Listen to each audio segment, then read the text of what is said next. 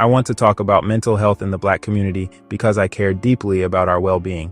Sometimes I feel we don't take it seriously enough, and that worries me. There are several reasons for this. Mental health is hard to see. Unlike physical illness, mental health struggles often go unnoticed. If someone breaks a bone, has a fever, or catches a cold, the symptoms are visible and tangible. But with conditions like depression or anxiety, the signs are often subtle or completely hidden until things get severe. You might not realize someone is struggling unless their behavior shifts dramatically or they open up. Otherwise, it's easy to mistake emotional distress for personality quirks or mood swings. This makes it easy to overlook or minimize what's really going on. Another reason is we lack tools to measure it. There's no thermometer for stress, no scan that shows heartbreak. While there are psychological assessments and therapy-based evaluations, they're not widely accessible or commonly understood, especially outside of clinical settings. And even when someone opens up, there's often no clear way to validate what they're feeling. That uncertainty, combined with the stigma of being seen as crazy or unstable, leads many to suffer in silence.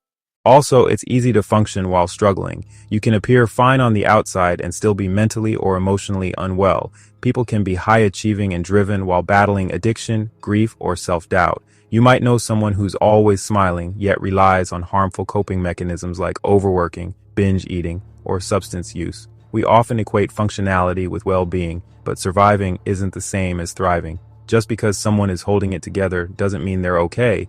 Another challenge is that we often don't have the vocabulary to talk about what we're feeling.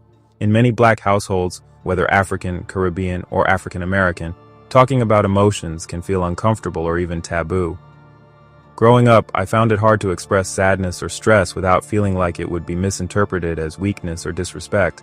These are normal emotions, but when we don't have healthy language or frameworks to express them, we either suppress them or lash out in unhealthy ways. Take how often we label things as toxic. While that term is useful, it's sometimes too broad. It doesn't help us explore why someone acts a certain way, or what unresolved emotions are behind the behavior. The more limited our emotional vocabulary, the harder it becomes to process what we're going through or support someone else who's struggling. In some African communities, emotional distress is even interpreted through spiritual language. People may call harmful relatives witches or claim they're cursed. I'm not here to dismiss cultural beliefs, but I do wonder, if people had more tools to reflect on emotional wounds and trauma, would they see that those witches may just be deeply unwell individuals projecting their own unresolved pain? Solutions aren't simple. Mental health rarely has quick fixes. Unlike a cold, there's no pill to immediately heal heartbreak, anxiety, or burnout. It often requires lifestyle changes, self-awareness, boundaries, or long-term healing work. That can be overwhelming, and that's okay. In the Black community, we often turn to pastors, spiritual leaders, or public figures for guidance, but they're not always equipped to address mental or emotional challenges. Therapy can be helpful, but even therapists aren't one size fits all. Healing looks different for everyone, whether through meditation, faith, art, or connection. But ignoring mental health altogether is dangerous. Your mind shapes your actions.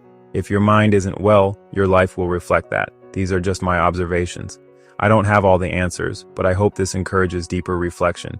What do you think? I'd love to hear your perspective, especially if you see things differently.